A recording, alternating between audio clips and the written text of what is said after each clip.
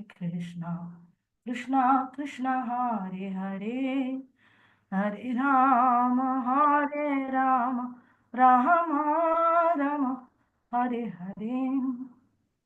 Hare Krishna, Hare Krishna, Krishna Krishna, Hare Hare, Hare Rama, Hare Rama, Rama Rama, Hare Hare. Hare Krishna, Hare Krishna, Krishna Krishna, Hare Hare, Hare Rama, Hare Rama, Rama Rama, Hare Hare. Jaya Prabhupada, Jaya Prabhupada, Prabhupada, Jaya Prabhupada, Jaya Guru Deva, Jaya Guru Deva, Guru Deva, Jaya Guru Deva, Nittai Gaura Hari Bol, Hari Bol, Hari Bol, Nittai Gaura Hari Bol, Nittai Gaura Premanande Hari Hari Bol. जय श्रील प्रभुपाद की जय, गुरु महाराज की जय। ओम अज्ञान तिमिरान्धस्य ज्ञानाञ्जन शलाकया चक्षुरुन्मिलितं येन तस्मै श्री गुरुवे नमः। मुगं करोति वाचालं पङ्गुं लङ्घयते गिरिं यत्कृपातमहं वन्दे श्री गुरुं दीनतारिणं परमानन्दमाधवं श्री चैतन्यमीश्वरम्। हरि ओम तत्सत। हरि हरि बोल। जय श्रील प्रभुपाद की जय, गुरु महाराज की जय। निताई गौर प्रेमानंदे हरि हरि बोल। दिशा is in ecstasy. Okay. Not So, in guys, ecstasy, so just did you go mimicking through? your expressions. So you read all the 4 questions here. Chamakta hai. I can see. And Om Govindara is full of that 4 questions inside the head. So you are all hot discussion. You are ready. See, even though I have given you and the answers are directly there within the purport, but presenting Srila Prabhupada's book is very essential. Like somebody may cook nicely, but if the person who is serving, if he is not serving properly, then even though the cook is too good, the people who are eating cannot relish it. So what is exactly preaching? Preaching is not we concocting something on by our own. No. Then the empowerment of Acharya Parampara is lost. When we try to explain it in a better manner and we add nose, eyes and all that, and that is called interpretation. So we lose the authenticity of the parampara if we manipulate and if we want to give our own ideas and things. I know how to preach and I will tell this, I will tell that. So when you try to fulfill your own desire, what is happening in that cases, it becomes contaminated and we are losing the mercy of the Acharya Parampara. So we want to present it as it is, but in a relishable way. As it is doesn't mean I just mug it up and go under as it is still. I won't even change a word which Srila Prabhupada has given. No, this is not what it is. Then it's again not relishable to the other person. So it is like Prabhupada has written so many things. It's like books. All the books are like somebody has cooked many items. Very nice items are cooked and it is offered to Krishna, and that Mahaprasadam is there in many vessels there. Now you are asked to go and serve it. So when you are asked to go and serve it, you have to serve it nicely, so that the person who is eating can relish it. It's not that I know many things, I'll tell everything. No, you have to present it. So Srila Prabhupada's book's presentation is very essential, but without manipulating the original context of the subject. So we have a purport, we have a nice purport, and we'll see how to present it and what context will you use. If the context is not relevant, we won't use. Just because I know, it is not necessary I need to tell. In appropriate place, appropriate example, appropriate verse has to be quoted. So in order to extract that, I have given you an exercise with that 4 questions and 1 purport. So it should be beautiful presentation, at the same time non-deviation from the subject, and you should present it in your own words. It's not that I mug up and I'll just tell as it is, so there is no issue.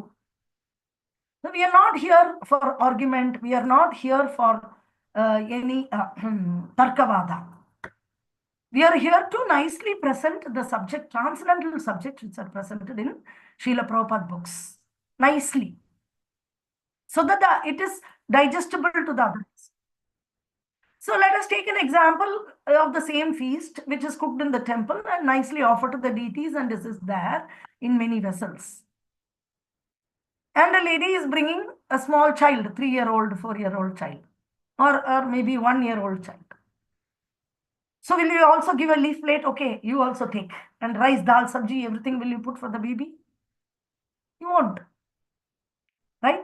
So the mother has to give only rice and dal without chili, whatever is there. Maybe curd rice, she'll feed, maybe. So it is not that I'll tell everything to everybody because I know.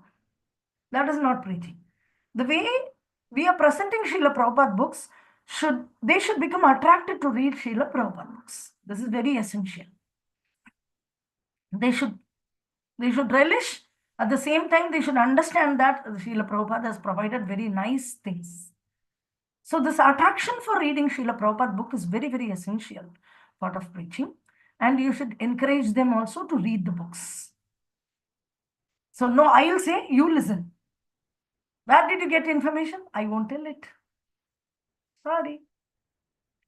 It's a secret. Then why did Prabhupada every day and night wrote it, and he told, distribute my books, distribute my books, distribute my books, distribute my books. Why? The book has to be kept in the altar and worshipped and not do anything. In school, when teacher scolds, no, and she'll tell, what? You kept the book in the puja and worshipped it, huh? Didn't you read it? They'll ask. That means generally what is being done, puja, is not generally read, the books generally. Or did you kept it under your pillow? Like that they'll ask. Sometimes I have heard in my school, the teachers used to scold. You did puja to the books and brought the book back? Like that they used to ask if we don't read and go. So in this way, the books are there for reading. It's not just for distribution. And how about me? What will I preach? So sometimes we don't read books at all and you preach. And the question is, where from your information came?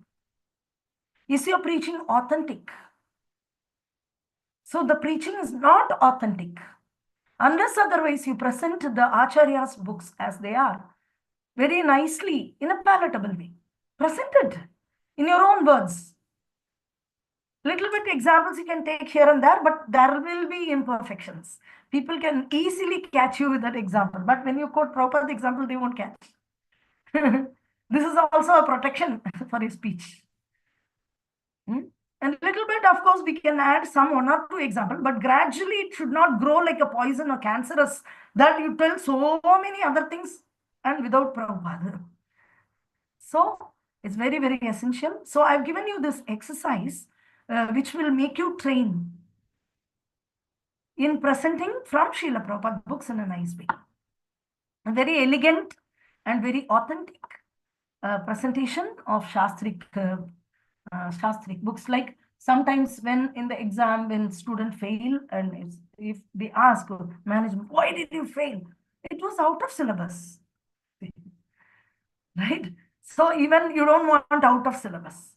So if you're a person talking so many things which is not in Srila Prabhupada books, you are an out of syllabus guy. Because Prabhupada has given whatever is required in the world, in past, present, future, everything in spiritual world, what is there, in material world, what is there, everything is told by Srila Prabhupada. Everything. Very nicely presented. So let's do one thing. Let's have a discussion. Now we have limited participants. If I give exercise, even if you're not able to prepare, don't worry. If your day goes off without preparing, because this is not exam, this is just an exercise. I know all of you are working. All of you are working and you're finding time at the end of the day to come. I can understand your situation, but don't be lazy and not prepare. That is not good. So if you find time, certainly prepare. If you don't find time, that's okay. Just ping me. I was not able to prepare today. I understand. I worked more than 25 years, 25, 30 years I was working. And I know how the schedule is. So I understand some people are housewives. You will have your own things. Someday you may be free. It's not that every day you're busy and I'm very busy man, I'm a businessman. No, I know you will be free also. I was free also in between. So in between one day, every day is not the same. Every day will be different. And if you have fine time, genuinely do things. Just be a genuine student, you will understand everything. Being genuine is very, very important for Krishna consciousness. Okay, all the best. Now I'm going to randomly distribute you people into the rooms, and no one person should dominate the show. You should be a team player. Let us see how good a devotee satsang you are person. If you have to, it's not that I want to highlight myself. That attitude should not be there. At the same time, we should be a team player, but one person can present. If a person can take a lead, that is fine. But participation of everyone should be there. Everybody should contribute. So even if you're a leader, even if you're enthusiastic, you have to accommodate others and gather information and gather points from them, and then only create the final output. It shouldn't be that one person didn't contribute at all and nobody noticed it. It shouldn't be like that. So everybody's contribution should be there. So group work, everything is tested here. So all the best. Fine. So I'm sending you into breakout rooms. So I'm dividing it into 4 groups. The group one, I'm not naming it as into anything. Group one will answer first question because last time there was confusion because Baladev, some name came and people prepared all the questions. No, I want you to, group one will do the first question. Group two will do the second question. Group three will do the third question. Group four will do the fourth question. Okay. The questions are already there in WhatsApp group. If you want, I can just show it on the screen or put it in the chat so that you can refer. I'll put it in the chat so that you can refer. Group 1, Group 2, Group 3, Group 4. Question 1, Question 2, Question 3, Question 4. Okay.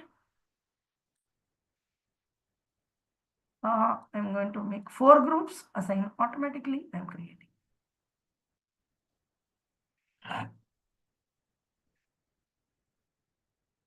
Just join the group, join the team and just get in.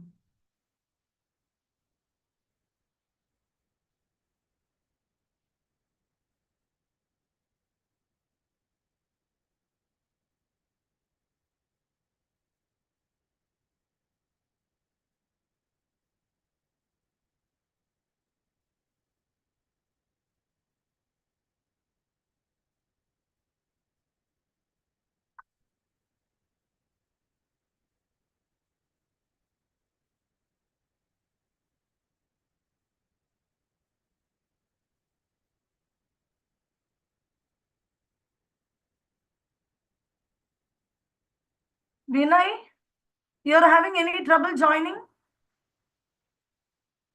Move to room 2, room 1. Why you didn't join in room 1? Oh, this is so dangerous.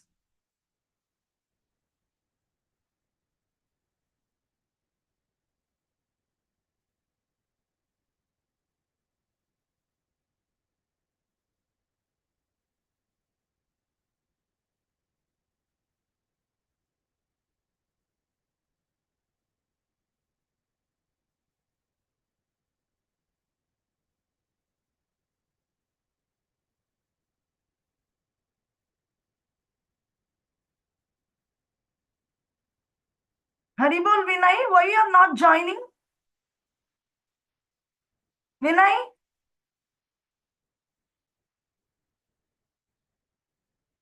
Paramanandini Lalita Mataji, can you join some room? Mataji, even though if I'm not able to like participate, I can listen to them and I have to Yeah, stay yeah, here. you can just get inside the room and listen and then come out. Okay, okay, Mataji. Yeah. Okay, Mataji.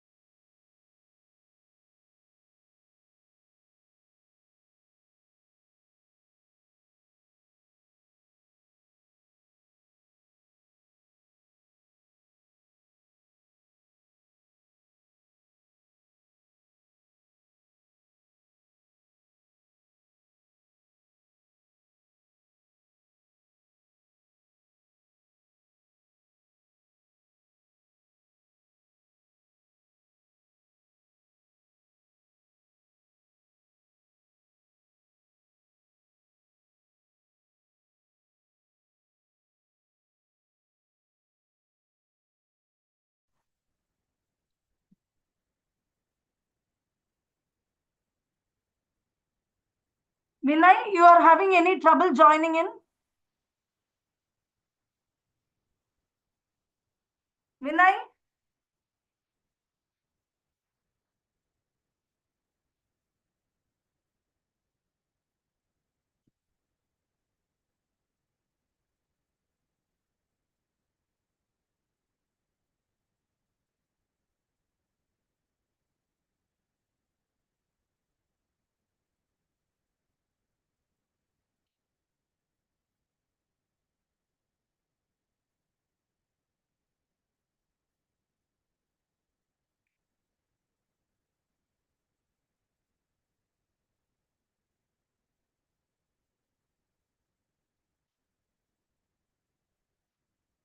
Hare Krishna. Do you have any issue in joining the breakout rooms?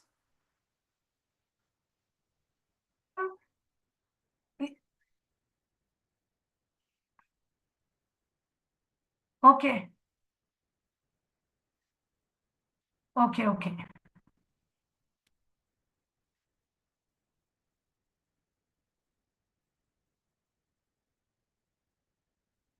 Akshaya, welcome. Hare Krishna Mataji. Hare Krishna. I'll put you into some room. You discuss with that Anna and Akka will be there. Somebody will be there. I'll assign you with the one team. Okay. They will be discussing the first question, Okay, Mataji. which is put in the group. Okay, Mataji.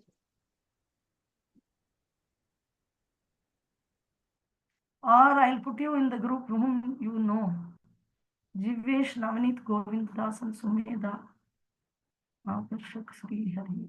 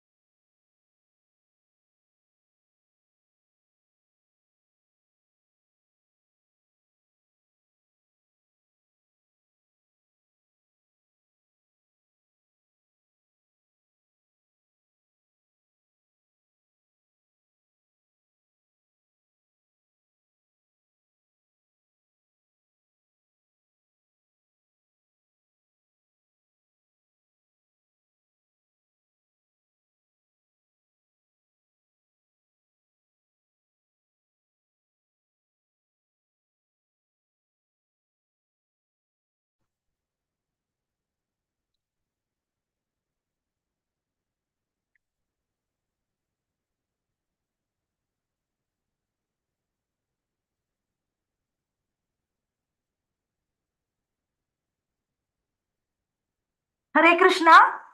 The breakout room will close in another 2 minutes. Kindly wind up your presentation. Hare Krishna.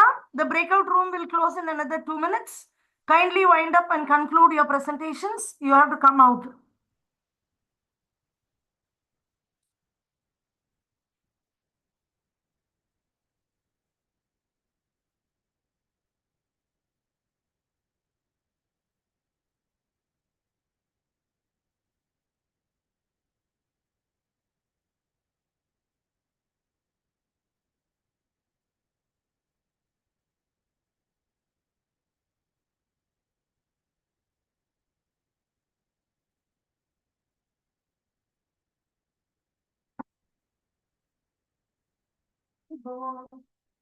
Hare Krishna Mataji.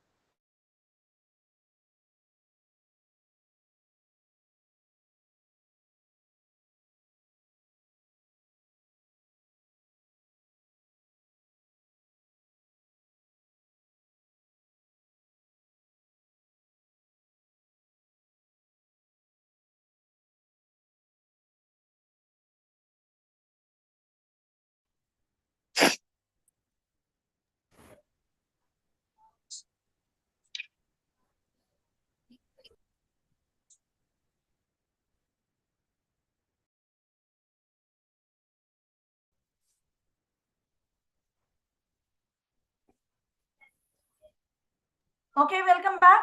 Now group 1 will present for 3 minutes. And there will be question answer. If any other group people want to ask any question, 1 or 2 questions can be taken up for 1 or 2 minutes.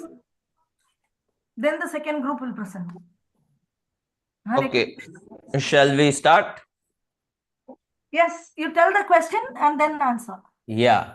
So the first question, who is the proprietorship of all things existing within the universe? Give 2 references where it is mentioned. And how is this references are authentic?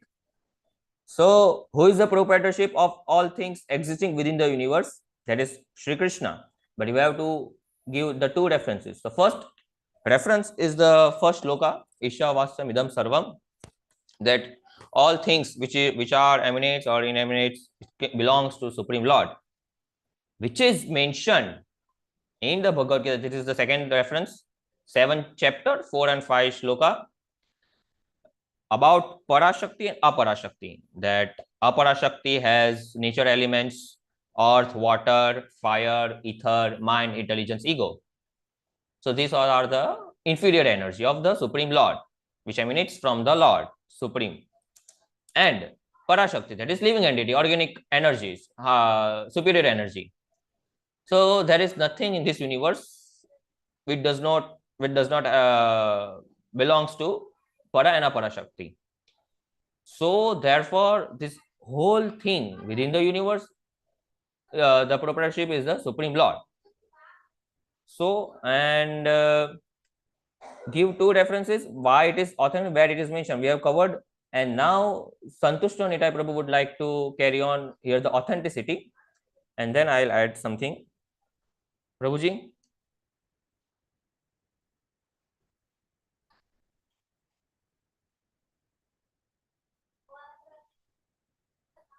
Santushta Nitai Prabhu. Sorry, I was speaking, but my like it was on mute. Sorry. So yeah. So regarding authenticity, as living entities, we cannot understand this because we have 4 defects. So we consider these 4 defects. So we have tendency to commit mistake. We are subject to be illusioned. We have propensity to cheat others, as well as our senses are imperfect. Now, so since these verses are spoken by the Lord, which is called Apurushaya, as mentioned in the first shloka of Isopanisad, so it is directly coming under the unbroken chain of disciplic succession. So that's why it is authentic, as it is taken directly from the Shastras. And yeah, Prabhu. So you can explain the two verses, the references what we have taken. Yeah, that is the whole thing. And Ayan Prabhu also pointed out the para and apara shakti, which was mentioned in this chapter. And yeah, Santush Neri Prabhu was also is also right about this authenticity, apurushaya, and which is directly come down through the history of like Brahma's heart, from the Supreme Personality of Godhead, and then his sons, disciples, and we have to accept it as it is. So this was the whole conclusion, Mataji. If I missed any points, I don't know.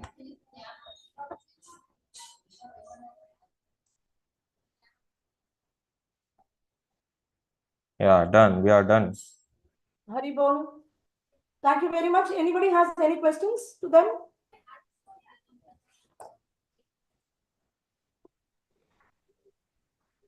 If nobody is asking questions, then I need to ask.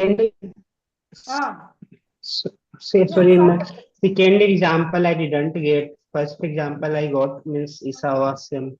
Prabhu has mentioned, but second example. Yeah, the second example is mentioned in the Bhagavad Gita 7th chapter 4 to 5, where it is clearly mentioned about the Parashakti and Aparashakti of Lord Supreme Personality of Godhead Sri Krishna. The Parashakti and Aparashakti, the superior energy and inferior energy of the Sri Krishna, which is directly emanation from the Lord, which includes Parashakti includes living entity, and Aparashakti includes the nature elements which we see: fire, water, earth, ether, mind, intelligence, ego.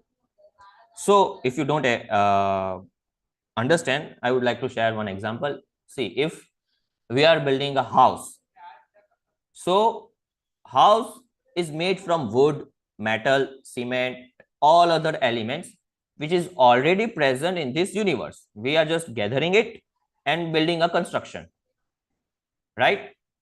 So if a labor says that I made this and I own this, it is not like that. The owner is different, and the who order to manufacture, I mean, who order to that building, and that if this is my house and I claim this is my house, okay, material point of view and for legal point of view it is right, but what other elements, that wood, cement, that I made it, or it is already present in the earth, I mean in the universe.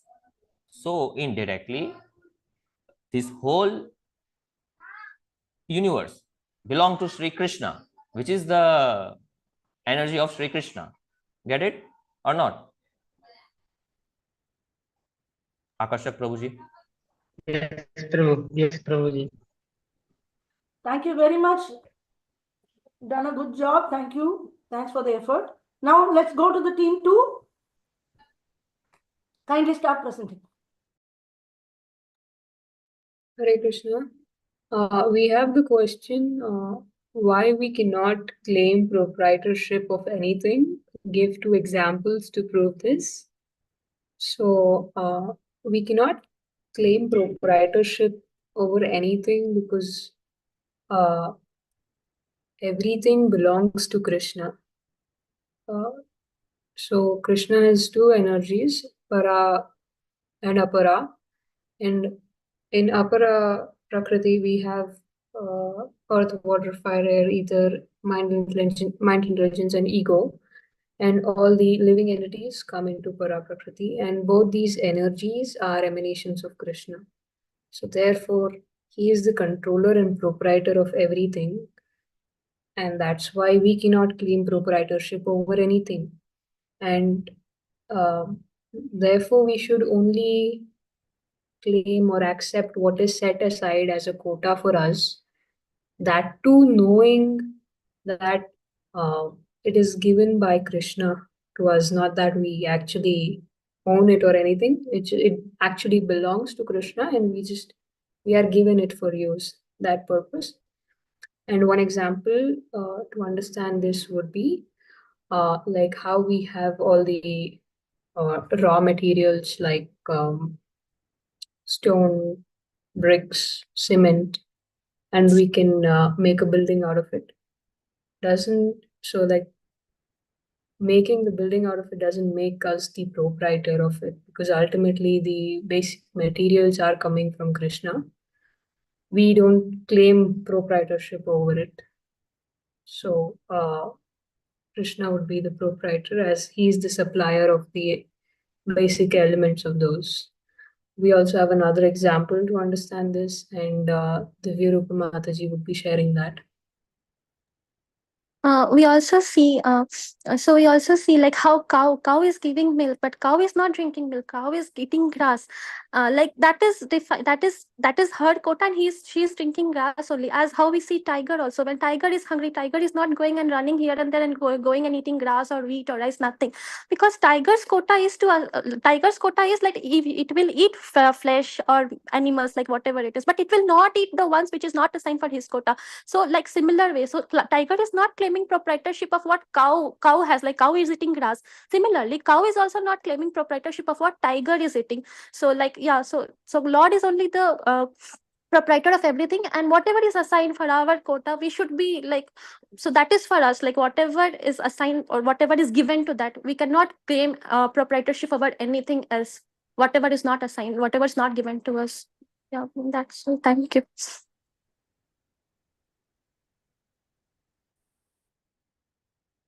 Okay, thank you. Anybody has any questions?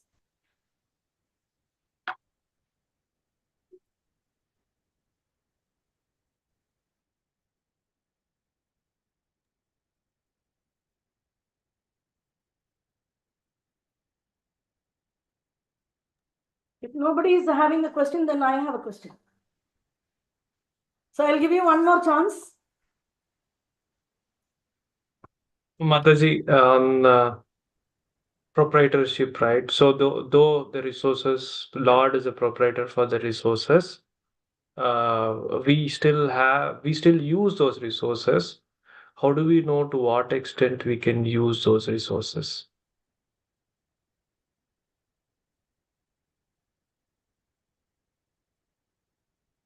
I'm sorry, I don't have the answer from the purport, but I think if I'm allowed to answer Mataji on my own, I think if we are not becoming greedy over these resources, and this that you are excessively using and exploiting it to the point others don't have it, and basically exploitation and greed shouldn't be there. So I think that is my answer, but it may not be right because since it's not from the purport. Mataji, could you please take the question? The same question was asked by you to me in the class. Yeah, yesterday that was the thing. Oh yes, I have the same question. in a different, yeah. So we said, we it comes to us in the naturally by our own accord. naturally, yeah, as our destiny, and we know what is in our quota. There should be over and over as well, but we know our quota. Yeah, that's it. Thank you. Thank you very much. Thank you, Navneet Prabhu, for reminding. Wow. Sure, Mataji. The quota word did not come out, so I called it question. Yes, good memory. Thank you, Prabhu. Now, team 3, kindly come on dais.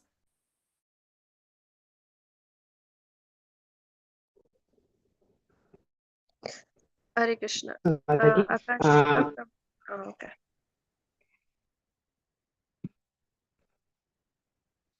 okay. Go ahead, So Prabhu. we have this question. What is the so we have this question. What is the clash between communist and capitalist, and how this issue can be resolved by Savas principle and our communist?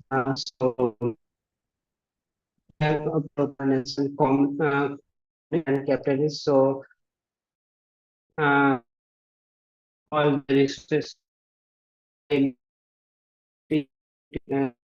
whole community of it. Whereas the Hare Krishna, Prabhu, your saying voice that is lagging. Hare Krishna.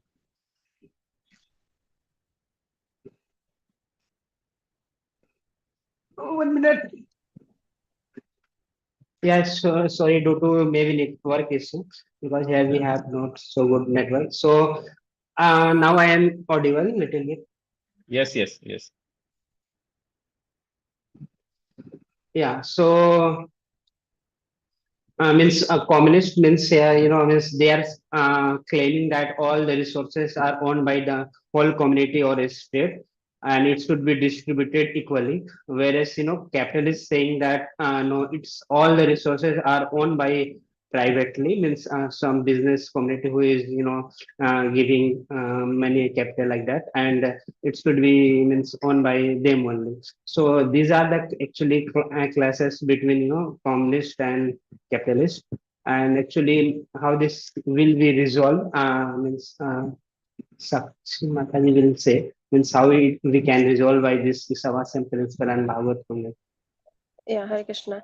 So basically, the communists, their philosophy is that they try to claim the material possessions as a part of a whole community or maybe a government, and they, based on the needs and the requirements of the subjects, they try to distribute it equally. Whereas a capitalist is like an individual who tries through his intelligence, he tries to uh, invest and do some production. It can be business or any, let's say, a factory or anything, and he tries to like claim that proprietorship over that production. So the fight between them is like the communists think that they are stealing away the material possessions and claiming proprietorship over the I mean the capitalists are stealing away, and conversely the capitalists think that that's not the correct way, that the community holds a proprietorship over that, and based on the needs and requirements distribute. So here the Ishavasham principle is that nobody is the proprietor. Everything belongs to Krishna. Krishna is the supreme controller. So both of them, either individual or as a community, they fail to recognize the proprietorship of the supreme lord. So just because you are using the already available means and producing something does not means that you can claim the entire proprietorship over that possession. So as long as they are failing to recognize the proprietorship of the supreme lord over the entire material possessions, so there cannot be any peace, or this manipulation over from one party to another party will continue, and there will be no peace without this principle. So yeah, that's what I understood. If anybody wants to add anything from a group, can add.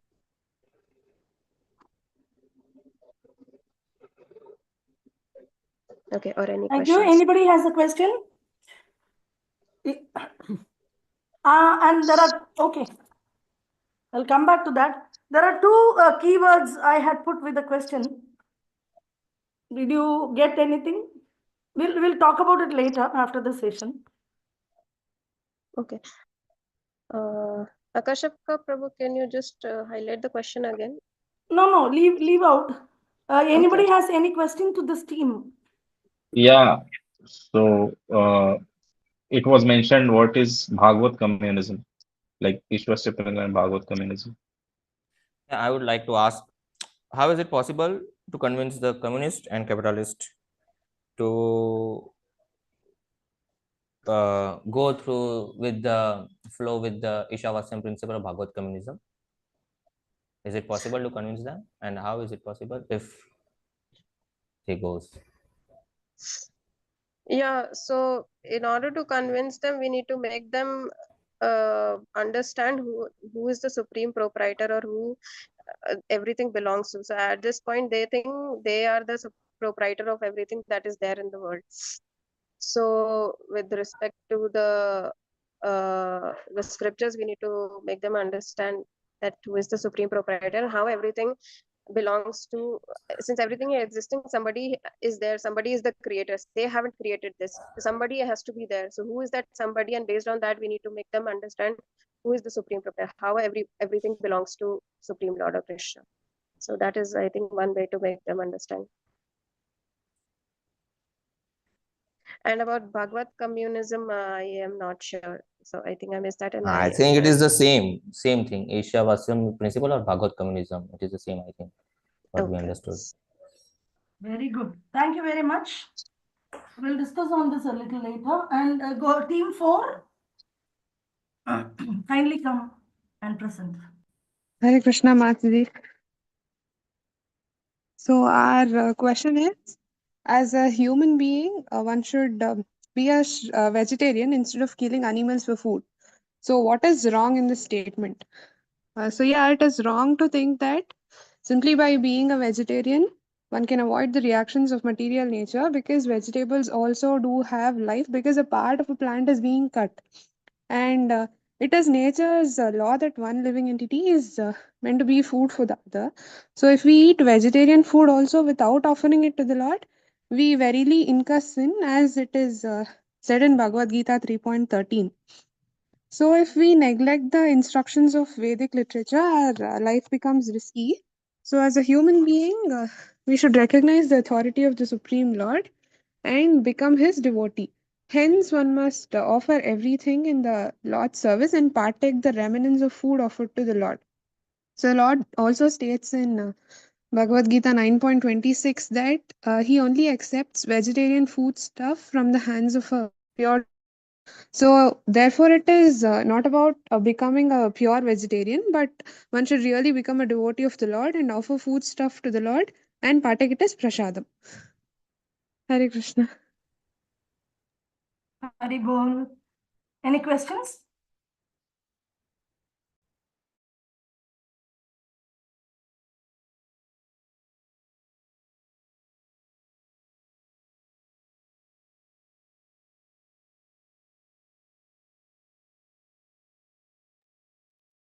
No questions about vegetarianism. All these times we were thinking vegetarian is good, non-vegetarian is bad. No, nobody has a question on that.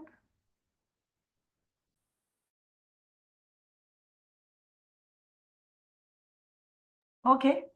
No one is having question, then I ask that question only. Is it not that in India, being a vegetarian is considered very good and great, and being a non-vegetarian is bad, right? So Yeah. how you are going to, so what is your take on that? Is vegetarianism also bad? Yeah, Mansi, because we don't offer food stuff to the Lord, then we incur sin as well. I might answer it in a different way, Mataji. Vegetarianism is not bad. As we say, it's good. It's sattvic. Everybody understands it. But by knowledge, that it's sattvic is incomplete, because Lord needs to be attached to that vegetarianism. That is when it becomes complete.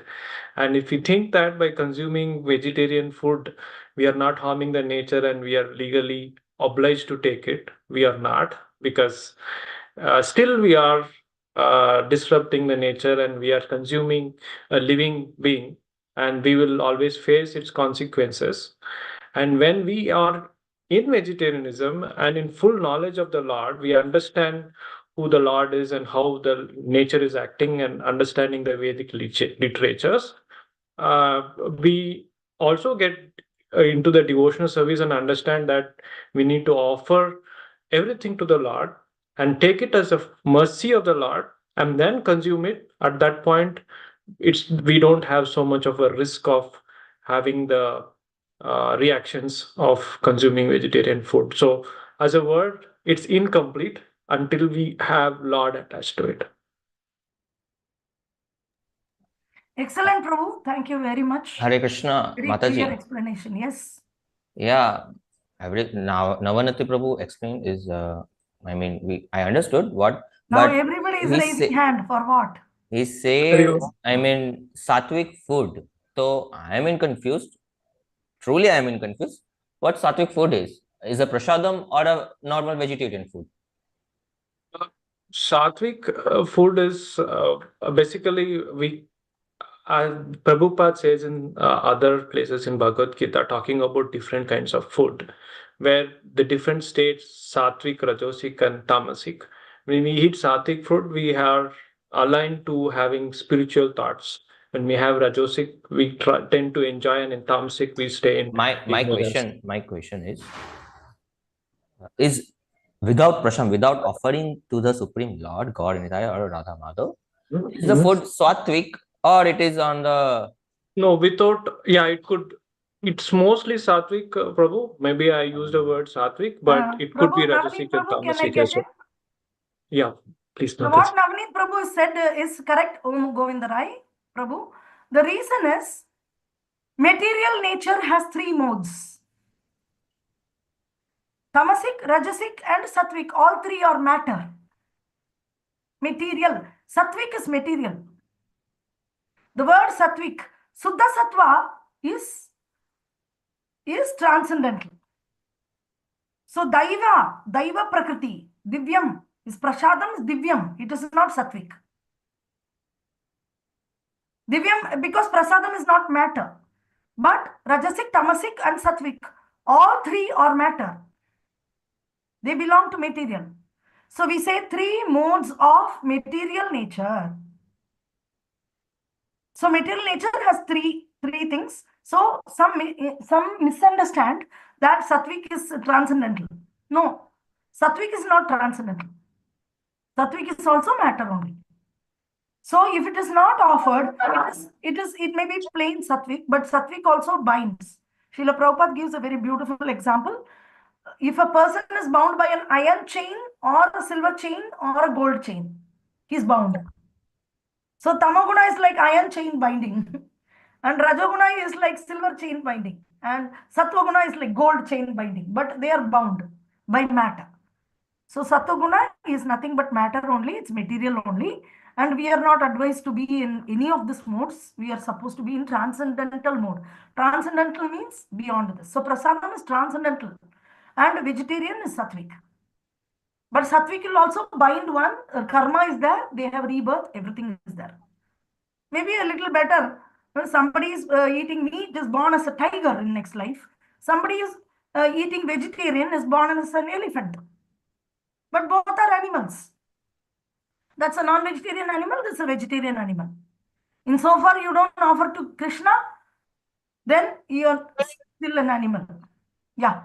We'll come back to hand raised, whoever want. And Akshaya has asked a question. Mataji, I have, that's in the chat. Oh, directly she has sent me. I have a question regarding this. What will happen to the vegetarians who do not offer bhoga to the Lord? Like the non-devotees who don't offer to the Lord, what will be there? Of course, they take another birth. Even if they're vegetarian, you become a vegetarian animal. Cow. Ma, I'm a very good animal. I'm a goat. I will eat only grass. I won't disturb anybody's life. I am living a shanti, shanti, shanti. I'm living a peaceful life. I didn't disturb anybody in life. These are all again animalistic only. There's tamoguna animal, rajoguna animal, satoguna animal also. There is cow and all are considered satoguna animal. So you will become a very nice vegetarian animal. Only you have to recognize, if you are a human being, you have to recognize God in form of some religion. Even as I told you in Christianity also, they pray before the plates. That thank you Lord for giving me this food. So even in our Krishna consciousness, even if you're not, if some food is not qualified in some emergency situation, you at least have to chant Sri Vishnu, Sri Vishnu, Sri Vishnu on the plate. Surely, if it's a vegetarian food. Not qualified to be offerable on the altar, maybe it is cooked by non-devotee, but in emergency situation, you're taking a vegetarian food, 100% you need to chant Sri Vishnu, Sri Vishnu, Sri Vishnu. You should not take without chanting Sri Vishnu. So this is mandatory to chant. Give recognition to the Lord before we consume the food. Otherwise, killing an animal is also sin, and taking part of any vegetable also is part of the body of a living being only. Okay, so this is it. Okay, now let us go to Santosh Nitai Prabhu. You raised your hand. Yes, Mataji. So my question was, even when we eat vegetarian food, that is also we are killing the plants, and it is so some meat eater can ask this, or Even if we are also killing someone, so we can offer it and then we can have it. So what is the difference? Like we are offering meat to the Lord. There are certain deities which can be offered meat, like Kali. So of course they chant some mantras and they offer the goat to Kali. But if you see, Kali is nobody but representation of Parvati, and Parvati is a Pativrata. And Pativrata means she will eat the remnants of her husband in a traditional sense. Not nowadays we are eating whatever, everybody is like animals only nowadays. So what Shiva is vegetarian. So whatever food remnants he is leaving in the plate, Parvati will eat. And what will happen to all the meat which is offered by these people in Kalighat and all, they are cutting in Calcutta and all, daily goats are cut and all that. She will, if you want, if you have taken a high class food and somebody is coming and take this and giving you a low class food, what will you do? You'll give it to the maid or the beggars in the street. Same way, Parvati has the Puda, Preta, Pisasha and all ghosts and goblins as around her place. And the Kali will give it to the ghost. The ghost likes to eat meat, flesh, shit, urine, pus, all these things is their food. Meat, alcohol, these are all ghost food. So they eat it. And anybody who's taking the non-vegetarian prasadam of Kali is eating ghost prasadam. They are not eating Kali prasadam. They are eating only ghost prasadam. So there are certain deities, tamoguna food is offered. For certain deities, rajoguna food is offered. So only for Krishna, Sattva-guna food is generally preferably offered. A little bit of Rajaguna can be possible. Nowadays, Acharyas will dictate in each of the age what you can offer. Each of the age. Nowadays, we are offering pasta, pizza and all. And if you see the pasta is nothing but whatever maida or whatever that is cooked a long time back and it is dried in the sun. And then like a papad, it is coming. And then we are offering it. Generally, in the earlier days, they don't do. But we do it because Acharyas, what they say, we just do. And time, place, circumstance, Acharyas will see and they will advise us accordingly. We cannot put our brain and then concoct religion. So that will become a bogus religion. So what we do is, we follow what the Acharyas, authorized, authentic Parampara Acharyas, like we have got very luckily from Srila Prabhupada and further, and we are following accordingly. So if the meat eater is arguing that, okay, what you are eating is also, he won't say that I'll offer and eat to God, that he will never say. Meat eater will not even talk like offering to God. That word will not come out of his mouth. And if he is coming out of the mouth, there are deities like Kali and all are there. And if a vegetarian is doing, he surely they will ask one question. What is that question? You are also eating plant. That is also one living entity only, no? You are also eating. So there are two arguments regarding this. Argument number one is, when I take fruits and flowers, anything from the plant doesn't die. Even if I take one small branch, the branch grows again.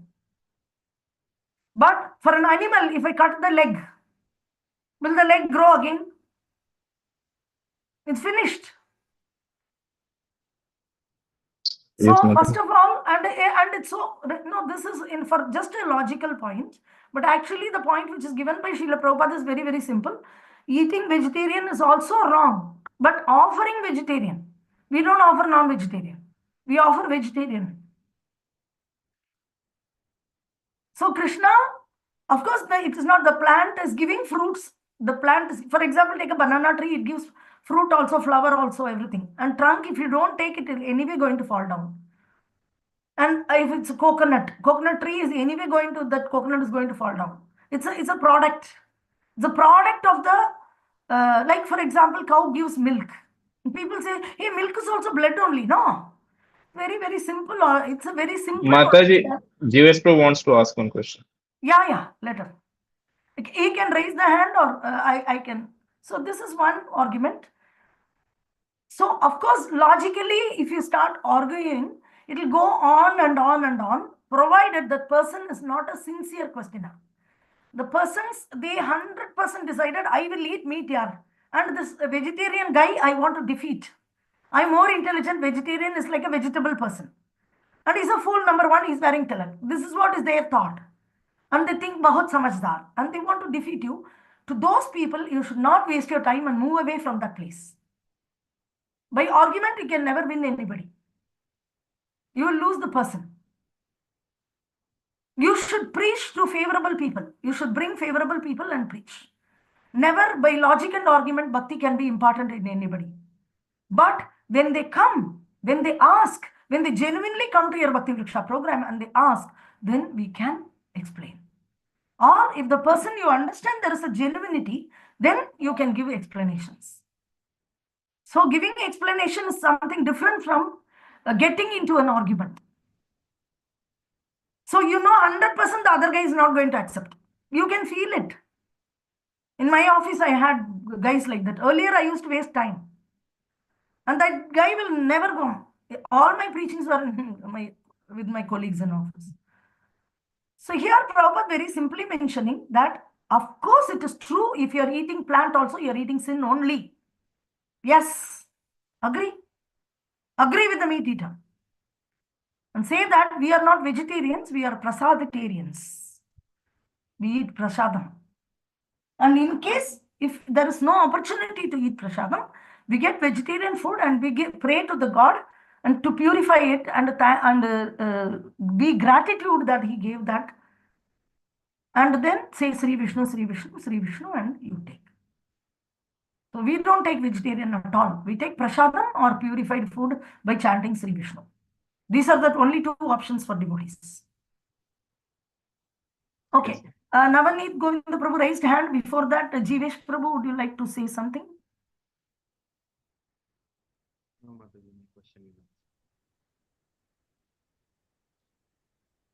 Okay. Let us come back to the subject. Jivesh Prabhu?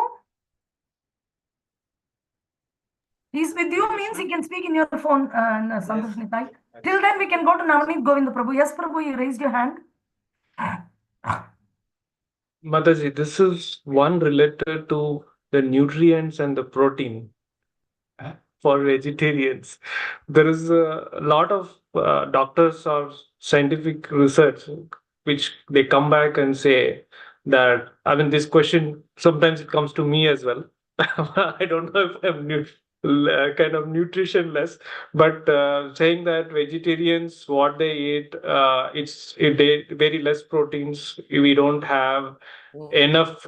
Even our body is not capable of processing the protein in lactose. Lot of things that I don't know of the misnews or misconception, but just want to bring it up, Mataji. I don't have an answer, but Yes, but you can very nicely see what is the big deal, yeah? Very simple to understand. First thing, what is the nature of your job? You're all doing white collar job. How many of you are carrying 10 kgs of cement and bricks on your head in the 10th floor of a construction building? The person who's arguing with you, how much strength, bodily strength one need to have? Even producing children, earlier days, vegetarian produced 16 children, 20 children. You are producing only 2 children. How much protein you require? How much?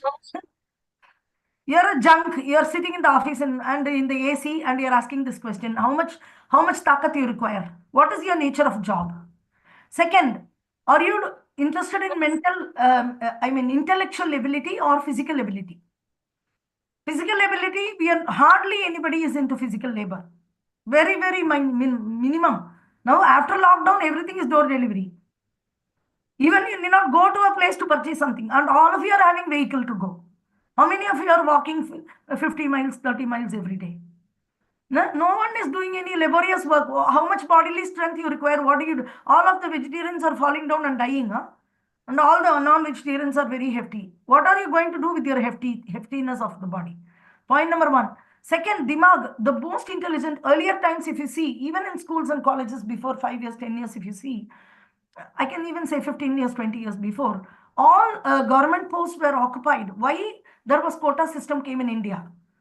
Is because the Brahmins were so intelligent, they occupied all the posts.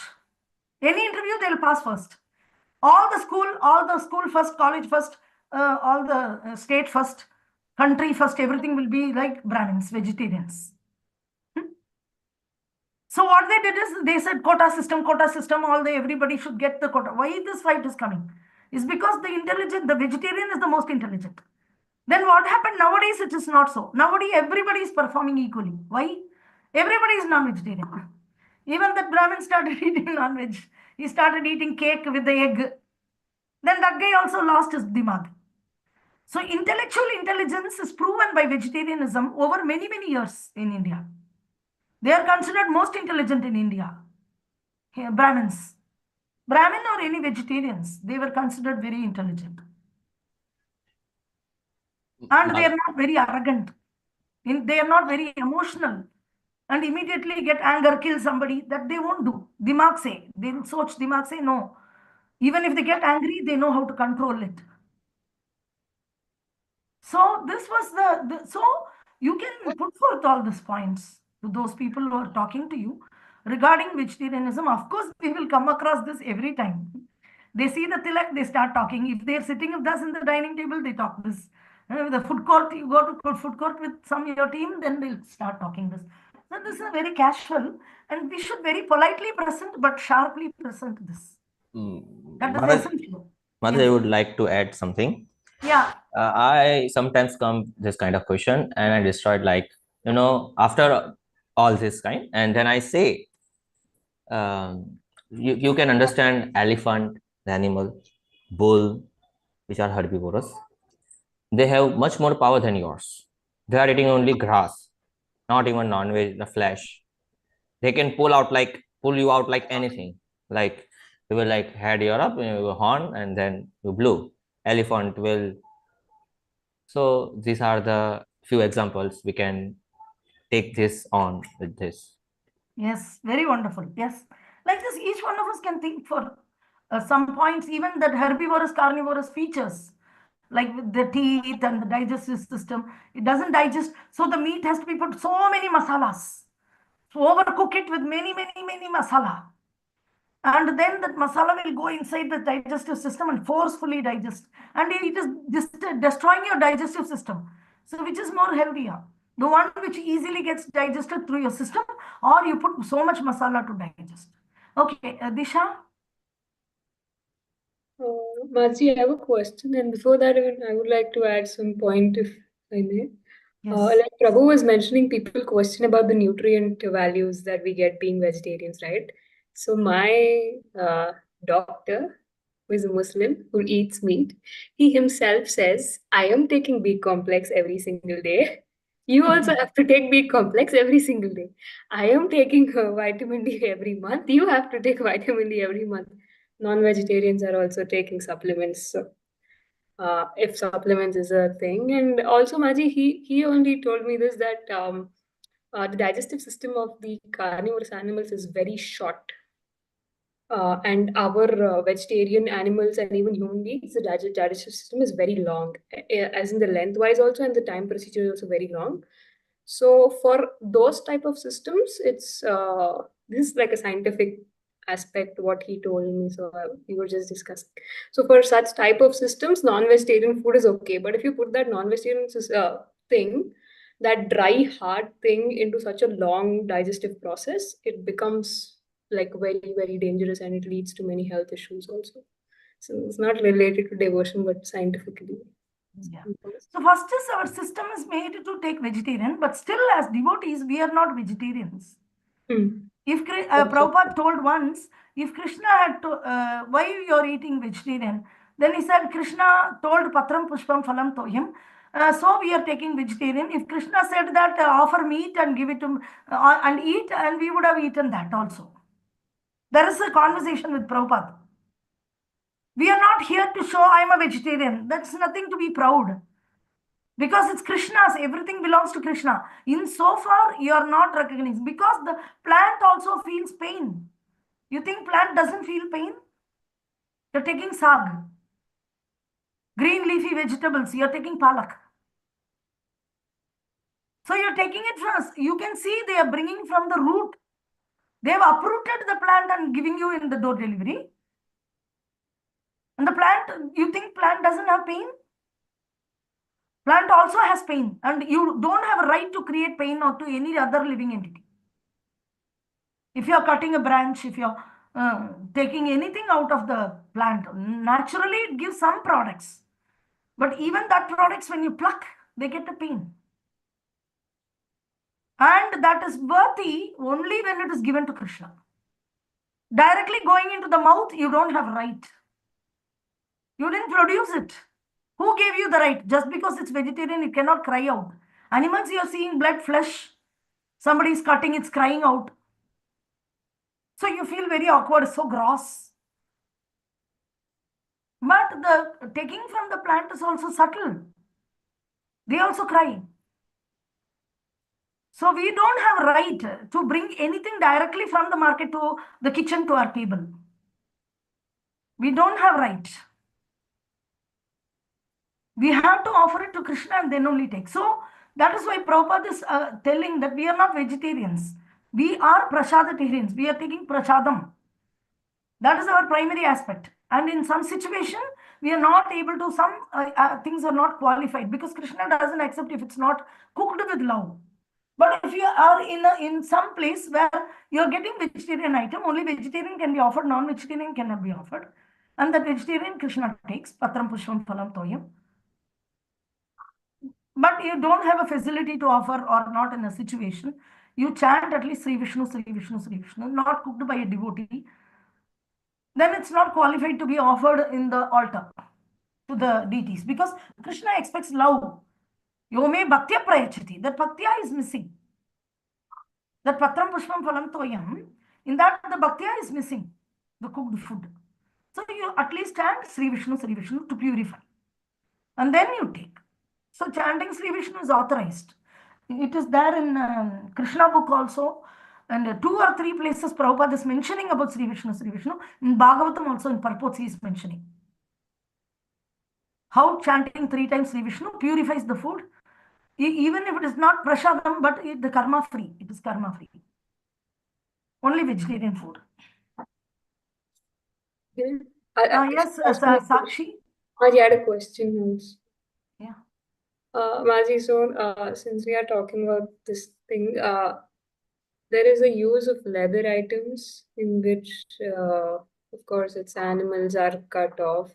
So I tell my dad not to use. So the argument he gave me was, these animals are old and about to die, and therefore their skin is used. That's utter BS because for 5 lakh, 6 lakh furniture that's going to be made at the end, I will obviously sell my bull away for 10,000-20,000. That's a big win for me. So I mean, I told him that didn't convince him. Is there another polite way to convince him not to use leather items? It's not mandatory. Prabhupada has not told.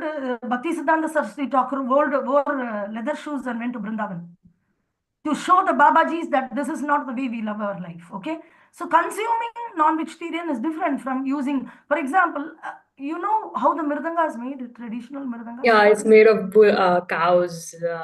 What do we use it for? In the kirtan. Why Yes. not? It is for Krishna, no? Yes. Why every part of the body of a living entity is for Krishna only? Why not it be used? For example, tea should not be used. I am from Ooty, okay? Ooty, there are beautiful tea gardens. And the tea, I won't consume because Prabhupada said no coffee, no tea, intoxication. But I can take the leaf.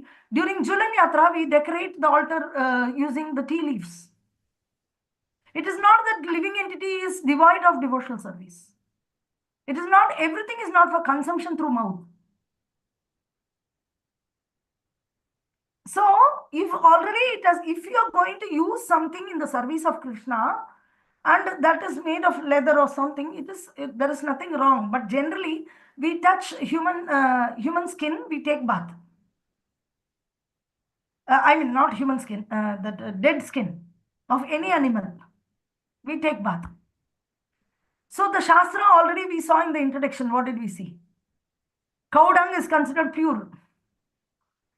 At the same time, any human shit is not considered pure. We take bath immediately. Even if a bird is putting some shit on us, then immediately we take bath. But Shastra says cow dung is a shit coming from the cow. But we are touching it and it's used even in the puja. Same way, If the mirdanga is used with the skin of an animal, then it can be used for singing kirtan, and that will get liberation. The cow will get liberated. Some people say that you have to use the milk of only the ahimsa cow. Why? Already a man has done himsa to a cow. He's beating that cow and taking milk. Already he has done himsa. And if you don't offer that milk to Krishna, you are giving more himsa to that cow. You get an opportunity to get milk from anywhere, you offer to Krishna. Because that cow will get benefit. Oh, the cow got beaten so much and they are beating and taking the milk, so I won't offer to Krishna. Already that man punished. As a devotee, you are punishing. So you're materially speaking spiritual things. You don't know the value of association with Krishna. Any living entity will get so much benefit by associating with Krishna. So, okay. So, you need not stop anybody from using leather and all that. That is not our agenda. Our agenda is not to make people sattvic. Our agenda is not to make people become good persons. We want people to love Krishna. We are spreading bhakti. We are not spreading goodness. Shanti. I am a good person. All of you be good person. This is not we are here for. Like Jains, they put, even I won't kill the germs. This is too much of thinking of this. So we should not get into it. Let them use leather. Anyway, they are selling it in the market. So some unnecessary Babajis thought Srila Bhaktisiddhanta Saraswati Thakur will be. So just to show them a lesson, purposely he wore leather shoes and went into Vrindavan. That's in Prabhupada Leelamrita, it was there. How Bhaktisiddhanta Saraswati, and he got down from the car in the Radha Kund. To show them I am not a fanatic. So you're not fanatically crazy about being vegetarian and a good person, but we are samajhdar. We know what to do, what not to do very clearly. So if your father is not going to initiate a devotee, he's a simple, ordinary person. But if he's selling the bull, we can stop it. We can sell for example, as soon as the child is born for a cow, they see whether it is a female or male. Female, they keep it. Because it will give milk. Male calf or sent for slaughterhouse. So that is a little dangerous, but how much can we do unless we have the authority? So only thing we can do is we can chant Hare Krishna for them, or this is what as of now we can do. First, we are supposed to save humans. There are so many humans are there and they are left in this open. And then we are going into saving cows and this and that. And agenda is totally deviating.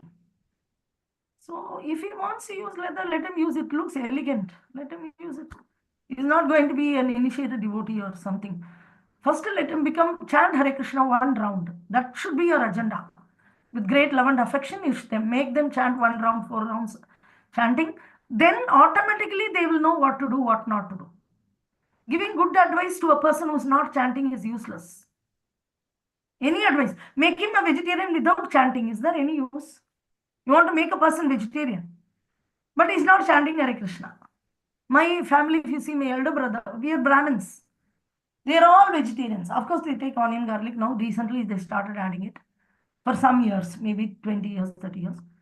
But generally, very, very little onion, garlic. Not much. Very little. But what is the use? Not ready to chant. That's an animal. That's also like a goat. Goat won't disturb anybody. It is a very sadhu life. And only vegetarian, only grass. That is not our aim. Our aim is to make them chant Hare Krishna. That's it. Okay, don't disturb. They're very good people, your parents are. I know them. Yes. Keep them cool. Keep them cool. Learn the art of preaching. Okay. Then Thanks, Maji. You also answered my question for Mridangas. When I was learning it, somebody had asked me, because it's very apparent on the Mridanga size that it's animal flesh over there, that it's seen, the hair is also seen. So my aunt had asked me, what's this? So I had to tell her that it's, cow's flesh that they use over there. And then all I could say was, guess if it's used in the service of the Lord, it's acceptable. So I didn't even know if that's justified. You say it's justifying like cow dung. Oh crap. We put the hand on the cow dung. So best example already given in the introduction. Yes. Yes, Sakshi? No, ma'am, my question is answered. I just wanted to check, like chanting Sri Vishnu, does it make the food like, do we still incur sin or not? Because it's still not Krishna Prasadam, but you said it's like karma free. Yeah, no sin. But it's not prasadam. Yeah. Yeah. Otherwise, if we don't chant, then the conscience also will get disturbed. So we should not continue to do that too much, because the person who cooked, he didn't cook out of love for Krishna or for the purpose of Krishna. But still, it won't. You will never incur any sin. Okay. Yeah, and if you give money and buy, then you will not incur sin also. If you get it free and you don't chant, then again you have sin. Like you go to somebody's wedding, they give it free. Still, then you need to chant Sri Vishnu on that. And then they will not be related with you, but Krishna will be related. Better to avoid free food. Better to pay. And one more thing. Yes. Okay. So this topic will take another purport is that very big purport about this. We have a very good, even within the Isopanisad, we have another place where we are talking, Prabhupada is talking elaborately on this. So we'll have that later. I think one more is there. One more place. Okay. As of now, we'll park it here. If you have any more questions, you can put it there. Now, I want to show you something very interesting before we wind up here. We'll wind up quickly because you need to sleep. Where is that thing? Whiteboard. Okay. Mataji, I have a question. Yeah. Pick. So I wanted to ask, sometimes when we offer food to Lord, so we chant the entire mantra and then offer. So if it's getting late, sometimes we like in shortcut we do something or chant Shri Sorry. Vishnu. Can you repeat it? So when we offer food to the Lord, we chant the entire mantra and then we offer food.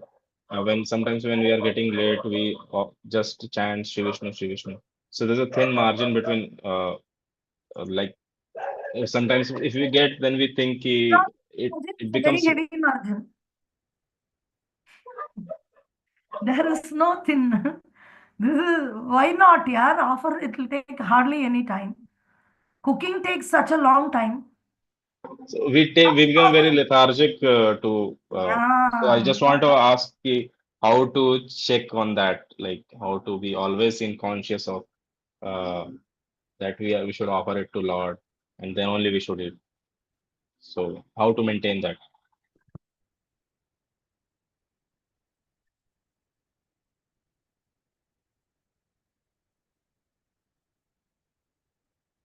Very simple. Make your life more simpler. For example, if you have to take it to the puja room, then after you're working, then make an altar just next to your gas stove. And as soon as you quick switch off, open the cooker, put the tulsi leaf then and there, and you need not even take it out of your gas stove or whatever induction stove. There only immediately offer. Stick some pictures on top in the kitchen only. Because taking it, bringing it back, transferring, all this drama you need not make. Minimum, I'm telling, keep the standard even minimum, but you need to offer. Keep the standard low. Having separate vessels, going, washing, transferring, and before wedding, all these things are not required. Because cooking your own prasadam even before wedding itself is a good thing. It's a great thing. So make it a practice to offer in whatever situation directly on the cooker. You just put the leaf, tulsi leaf. Keep the tulsi leaf, dry leaves ready there somewhere. Just put it there. It takes 2 minutes.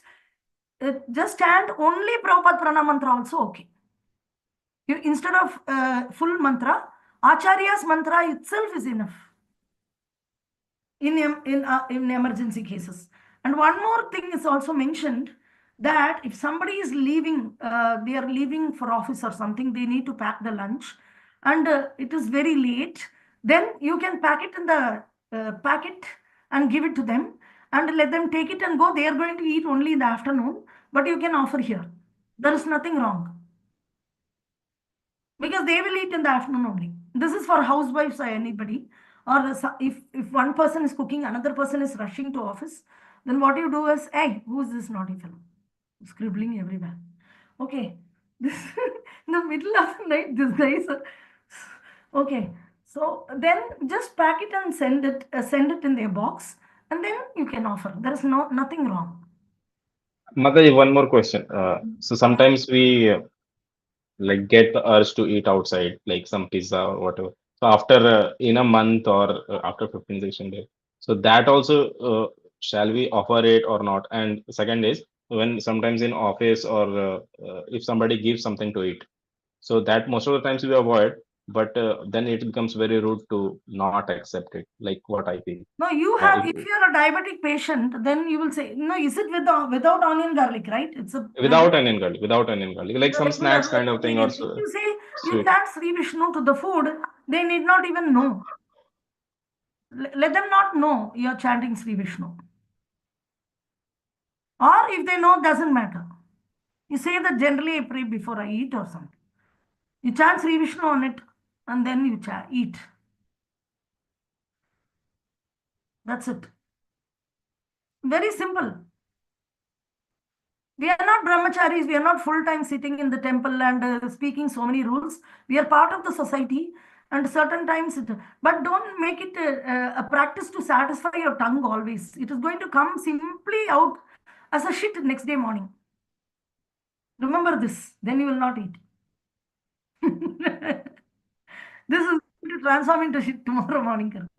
But if you're taking prasadam, it is going to transform into transcendental energy and consciousness. It's not the wastage which is coming is simply a process. But actually your consciousness improving so much by eating prasadam. Yes, ma'am. Thank you. So try maximum to not to simply satisfy the tongue.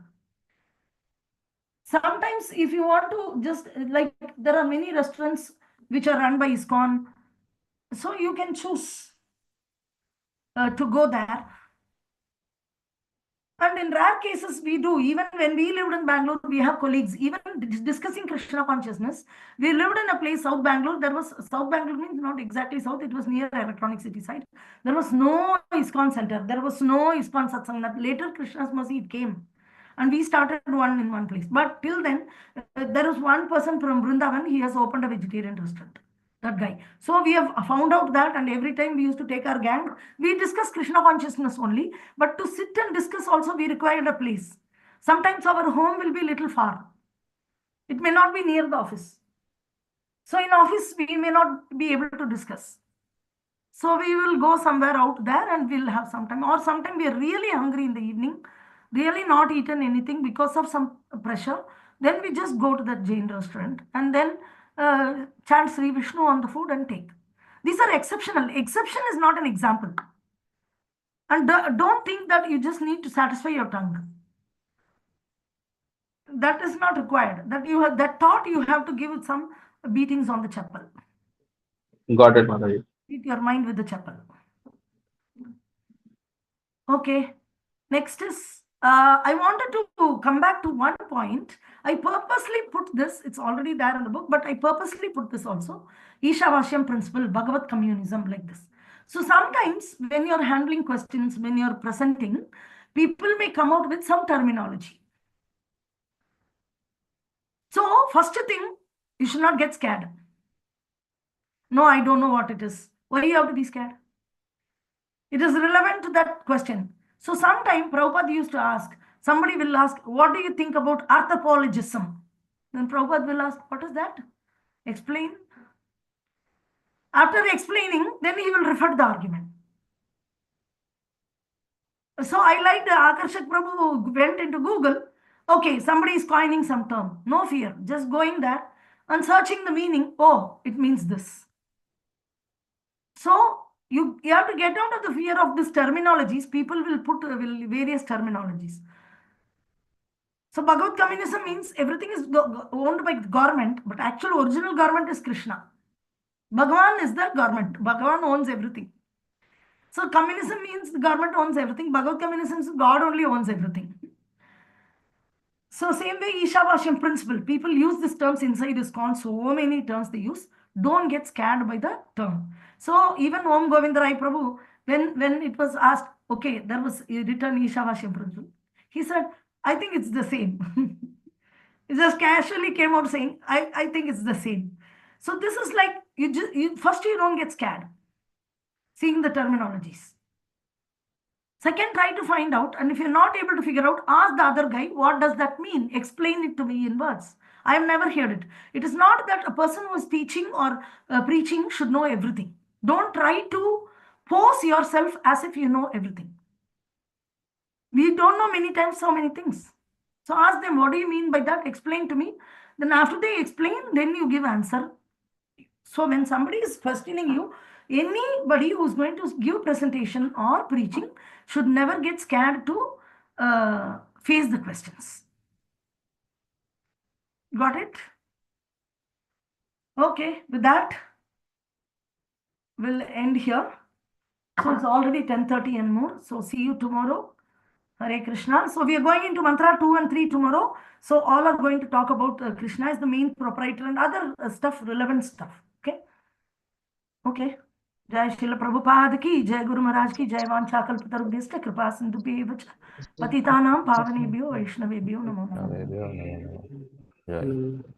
Hare Krishna Mataji. Thank you, Mataji. Good night. Good night, Mataji.